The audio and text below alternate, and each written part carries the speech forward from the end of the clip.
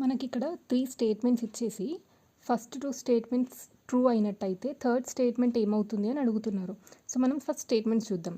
Puja is older than Anu అంటే అను పూజ కంటే చిన్నదనమాట. అంటే Pooja is older than Anu. Next Soni is older than Pooja అంటే సోనీ పూజ కంటే పెద్దదనమాట. Next Anu is older than Soni. So Anu Soni కంటే పెద్దది.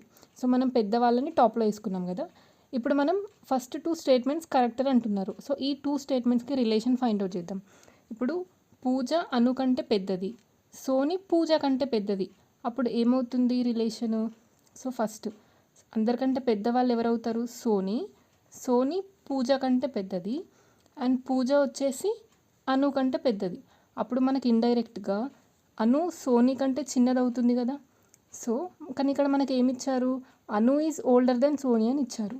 అంటే థర్డ్ స్టేట్మెంట్ ఏమవుతుంది? ఫాల్స్ అవుతుంది. So option A is the right answer.